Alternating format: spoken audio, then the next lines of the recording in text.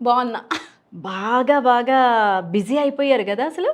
Time ఏడ దొరుకుతలేదు అసలు. ఎప్పుడు ఫోన్ చేసినా కూడా అక్కడున్నాను, ఇక్కడున్నాను.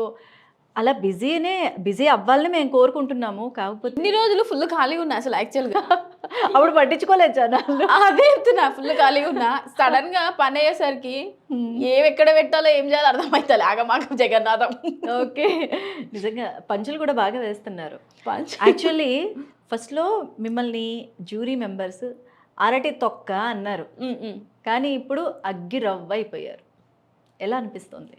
సి ఇప్పుడు ఫస్ట్ పడ్డోడు చెడ్డోడు కాదు ఫస్ట్ థింగ్. మనం ఒకటి ఏదైనా చేసినప్పుడు ఒకేసారి గెలవలేం ఏదైనా. ఫస్ట్ మనం కొంచెం అన్‌కన్వీనియంట్‌గా ఉంటది ఏదైనా వచ్చినప్పుడు, ఏదైనా ప్లేస్ మనకు అలవాటు కావడానికి.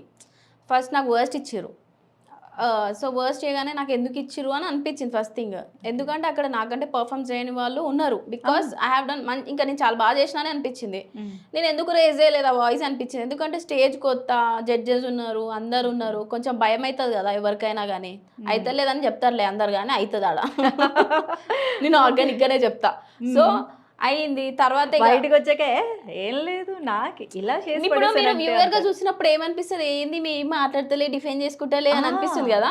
కానీ ఆడ కూర్చున్నోనికే తెలుస్తుంది. అదే చెప్తున్నా, బరువు యాక్టివ్గా అంటే నేను ఇందాక వచ్చినప్పటి నుంచి చూసినప్పటి నుంచి అసలు టాకటివ్ మీరు. ఎస్.